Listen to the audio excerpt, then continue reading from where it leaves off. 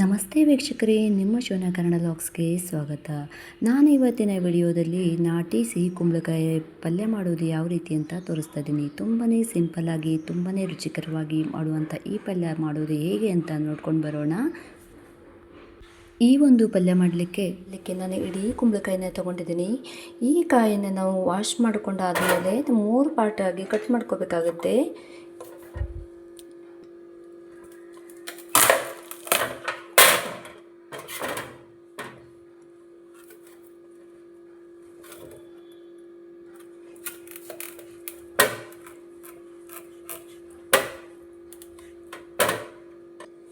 ನಾನಿಲ್ಲಿ 4 ಭಾಗ ಮಾಡಿ ಕಟ್ ಮಾಡ್ಕೊಂಡಿದ್ದೀನಿ. 4 ಭಾಗದಲ್ಲಿ ನಾನು 3 ಭಾಗ ಅಷ್ಟೇ ತೊಗೊಳ್ತೀನಿ. 4 ಭಾಗ ಬೇಡ, ಸ್ವಲ್ಪ ಜಾಸ್ತಿ ಆಗುತ್ತೆ ನಮಗೆ. ಈ 3 ಭಾಗವನ್ನು ಕಟ್ ಮಾಡಿಕೊಂಡ್ರೆ ನಮ್ಗೆ ಅರ್ಧ kg ಅಷ್ಟು ಕುಂಬಳಕಾಯಿ ಪಲ್ಯಕ್ಕೆ ಸಿಗುತ್ತೆ.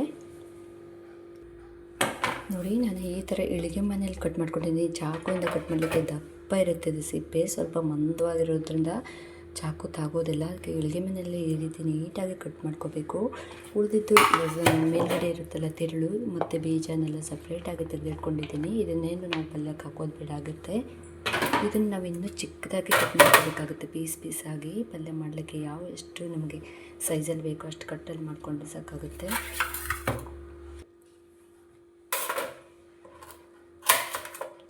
ಇದು ಬೇಯಿಸುವಾಗ ಕೂಡ ತುಂಬ ಚೆನ್ನಾಗಿ ನೀರು ಬಿಟ್ಕೊಳ್ಳುತ್ತೆ.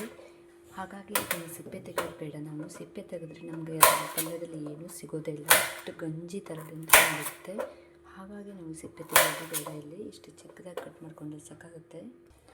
ನೋಡಿ, ನಾನು ಈ ರೀತಿಯಾಗಿ ಚಿಕ್ಕದಾಗಿ ಕಟ್ ಮಾಡ್ಕೊಂಡಿದ್ದೀನಿ. ದೊಡ್ಡ ದೊಡ್ಡ ಪೀಸ್ ಇತ್ತಲ್ಲ, ಅದನ್ನು ಈ ರೀತಿ ಸಣ್ಣ ಸಣ್ಣ ಗಾತ್ರದಲ್ಲಿ ಕಟ್ ಮಾಡ್ಕೊಂಡಿದ್ದೀನಿ. ಇದು ಒಂದು ಅರ್ಧ kg ಅಷ್ಟು ಆಗಿದೆ. ಈ ರೀತಿ ನಾವು ಕಟ್ ಮಾಡ್ಕೊಳ್ಳೋದ್ರಿಂದ ಸಿಪ್ಪೆ ಸಮೇತ ಇರೋದ್ರಿಂದ ಚೆನ್ನಾಗಿ ಇದು ರಸ ಬಿಟ್ಕೊಂಡು ಒಂದು ಗ್ರೇವಿ ಚೆನ್ನಾಗಿ ರೆಡಿಯಾಗುತ್ತೆ. ಸ್ವಲ್ಪ ದೊಡ್ಡದಿದ್ರೆ ಸ್ವಲ್ಪ ಚಿಕ್ಕದಾಗಿ ಕಟ್ ಮಾಡ್ಕೊಂಡು ಬಿಡುವ. ಇದನ್ನು ಒಂದು 2 ಸಲ ನೀರಲ್ಲಿ ತೊಳ್ಕೊಂಡ್ರೆ ಸಾಕಾಗುತ್ತೆ ನಮಗೆ. ಈಗ ನಾನೊಂದು ಕಡಾಯಿ ತೊಗೊಂಡಿದ್ದೀನಿ ಪಲ್ಯ ಮಾಡಲಿಕ್ಕೆ. ಇದಕ್ಕೆ 4 ಟೇಬಲ್ ಸ್ಪೂನ್ ಅಷ್ಟು ಕುಕ್ಕಿಂಗ್ ಆಯಿಲ್ ಸಾಕಾಗುತ್ತೆ. ನೋಡಿ, ಇಷ್ಟು ಸಾಕಾಗುತ್ತೆ. ಒಂದು 4 ಸ್ಪೂನ್ ಅಷ್ಟು ಕುಕ್ಕಿಂಗ್ ಆಯಿಲ್ ಸಾಕಾಗುತ್ತೆ. ಇವಾಗ ಅರ್ಧ kg ಕುಂಬಳಕಾಯಿ ಪಲ್ಯಕ್ಕೆ ನಾನು 4 ಸ್ಪೂನ್ ಹಾಕ್ಕೊಂಡಿದ್ದೀನಿ. 1 ಸ್ಪೂನು ಸಾಸಿವೆ ಹಾಕ್ಕೊಂಡಿದ್ದೀನಿ. ಇಲ್ಲಿ ನೀವು ಹಸಿಮೆಣಸನ್ನು ನಾನು ತೊಗೊಂಡಿದ್ದೀನಿ. 4 ರಿಂದ 5 ಹಸಿಮೆಣಸನ್ನು ಚಿಕ್ಕದಾಗಿ ಕಟ್ ಮಾಡಿ ಹಾಕ್ಕೊಂಡಿದ್ದೀನಿ.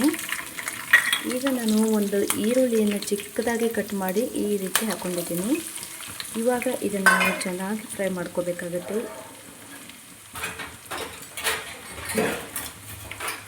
ಈರುಳ್ಳಿ ಚೆನ್ನಾಗಿ ಫ್ರೈ ಆಗುವವರೆಗೂ ನಾವು ಈ ರೀತಿ ಬಾಡಿಸ್ಕೊಳ್ಬೇಕಾಗುತ್ತೆ. ಈ ರೀತಿ ಈರುಳ್ಳಿಯನ್ನು ನಾವು ಒಂದು 5 ನಿಮಿಷಗಳ ಕಾಲ ಚೆನ್ನಾಗಿ ಫ್ರೈ ಮಾಡ್ಕೋಬೇಕು. ನೋಡಿ, ಇದಕ್ಕೆ ಇವಾಗ ಈ ಫ್ರೈ ಮಾಡುವಾಗ ಸ್ವಲ್ಪ ಇಂಗು ಹಾಕೊಳ್ಳೋದ್ರಿಂದ ಈ ಪಲ್ಯ ಸುವಾಸನೆಯಾಗಿ ತುಂಬ ಚೆನ್ನಾಗಿ ಫ್ಲೇವರ್ ಬರುತ್ತೆ. ಒಂದು ಘಮ ಪಲ್ಯದ ಘಮ ಇರುತ್ತಲ್ಲ, ಅದು ತುಂಬಾ ಚೆನ್ನಾಗಿ ಅನಿಸುತ್ತೆ. ನೋಡಿ, ಈರುಳ್ಳಿ ಕೂಡ ಚೆನ್ನಾಗಿ ಫ್ರೈ ಆಗ್ತಾ ಬಂದಿದೆ. ಇವಾಗ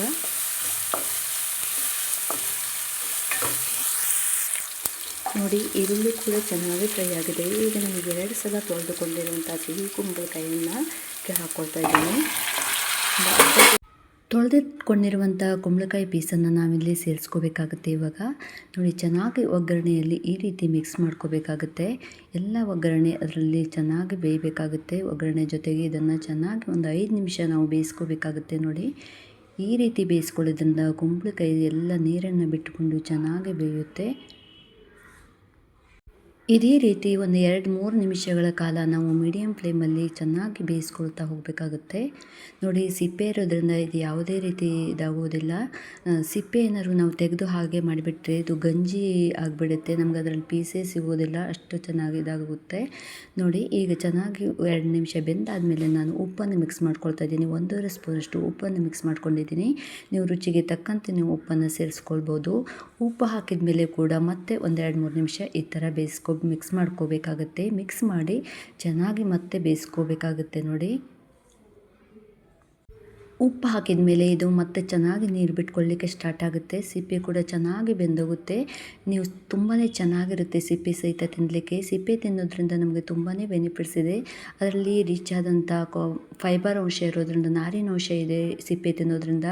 ಕಾನ್ಸ್ಟಿಪೇಷನ್ಸು ಮತ್ತು ಡೈಜೆಸ್ಟಿವ್ ಸಿಸ್ಟಮ್ ಏನಾದ್ರು ಪ್ರಾಬ್ಲಮ್ ಇದ್ದರೆ ಅದೆಲ್ಲ ಕಡಿಮೆ ಆಗುತ್ತೆ. ಈ ಒಂದು ಸಿಹಿ ಕುಂಬಳಕಾಯಲ್ಲಿ ತುಂಬಾ ಹೆಲ್ತಿಗೆ ಆರೋಗ್ಯಕರವಾದಂಥ ಒಂದು ಬೆನಿಫಿಟ್ಸ್ ಇದೆ. ಟೋಟಲ್ ಆಗಿ ಇಲ್ಲಿ 5-6 ನಿಮಿಷ ನಾವು ಇದನ್ನು ಬೇಯಿಸ್ಕೊಂಡಾಯಿತು. ಎಲ್ಲ ಬೇಯಿಸ್ಕೊಂಡು ಆದಮೇಲೆ ನಮಗೆ ಇಲ್ಲಿ ಸ್ವಲ್ಪ ನೀರನ್ನು ಹಾಕ್ಕೋಬೇಕಾಗುತ್ತೆ. ಹಾಗಾಗಿ ನಾನು ಇಲ್ಲಿ 1 ಗ್ಲಾಸಷ್ಟು ನೀರನ್ನು ಹಾಕ್ಕೊಳ್ತಾ ಇದ್ದೀನಿ. ನೀರು ಹಾಕಿದ ಮೇಲೆ ಈ ಥರ ಚೆನ್ನಾಗಿ ಮಿಕ್ಸ್ ಮಾಡ್ಕೊಳ್ಬೇಕಾಗುತ್ತೆ. ಮತ್ತು ನೋಡಿ 1 ಗ್ಲಾಸು ನೀರು ಸಾಕಾಗುತ್ತೆ ಇದಕ್ಕೆ. ಏಕೆಂದರೆ ಸ್ವಲ್ಪ ಗ್ರೇವಿ ಥರ ಇದ್ದರೆ ನಮಗೆ ರೊಟ್ಟಿಗೆ ಚಪಾತಿಗೆ ತಿನ್ನಲಿಕ್ಕೆ ತುಂಬಾ ಚೆನ್ನಾಗಿರುತ್ತೆ. ಹಾಗಾಗಿ ನಾನು 1 ಗ್ಲಾಸ್ ನೀರನ್ನು ಹಾಕ್ಕೊಂಡಿದ್ದೀನಿ. ನೀರು ಹಾಕಿದ ಮೇಲೆ ಈ ಥರ ಚೆನ್ನಾಗಿ ಮಿಕ್ಸ್ ಮಾಡಿ ಮತ್ತೆ ಸ್ವಲ್ಪ ಹೊತ್ತು ಬೇಯಿಸಿ ಇದನ್ನು ನಾವು ಒಂದು ಲಿಡ್ ಕ್ಲೋಸ್ ಮಾಡಿ ಒಂದು 5 ಮಿನಿಟ್ಸ್ ಬೇಯಿಸಿದರೆ ಸಾಕಾಗುತ್ತೆ. 5 ನಿಮಿಷ ಬೇಯಿಸಿದರೆ ಸಾಕು. ಇದು 5 ನಿಮಿಷ ಬೇಯಿಸಿದ ಮೇಲೆ ನೋಡಿ ಚೆನ್ನಾಗಿ ನೀರು ಬಿಟ್ಕೊಂಡಿರುತ್ತೆ. ಎಲ್ಲ ಪೀಸ್ ಕೂಡ ತುಂಬ ಚೆನ್ನಾಗಿ ಬೆಂದಿರುತ್ತೆ, ಸಿಪ್ಪೆ ಸಮೇತ ಚೆನ್ನಾಗಿ ಬೆಂದಿರುತ್ತೆ. ಈಗ ನಾನು 1 ಕಪ್ಪಷ್ಟು ತೆಂಗಿನಕಾಯಿ ತುರಿಯನ್ನು ಹಾಕ್ಕೊಂಡಿದ್ದೀನಿ.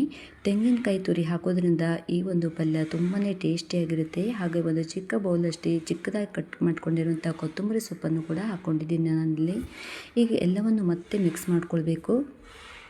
ಈಗ ತೆಂಗಿನಕಾಯಿ ತುರಿ, ಕೊತ್ತಂಬರಿ ಸೊಪ್ಪು ಎಲ್ಲ ಹಾಕಿದ ಮೇಲೆ ಮತ್ತೆ ಮೀಡಿಯಮ್ ಫ್ಲೇಮಲ್ಲಿ ಇದನ್ನು ಚೆನ್ನಾಗಿ ಬೇಯಿಸ್ಕೋಬೇಕಾಗುತ್ತೆ. ಇದೆಲ್ಲ ಒಂದು ಮಿಶ್ರಣ ಒಂದು ಕುಂಬಳಕಾಯಿಗೆ ಚೆನ್ನಾಗಿ ಮಿಕ್ಸ್ ಆಗಬೇಕಾಗುತ್ತೆ.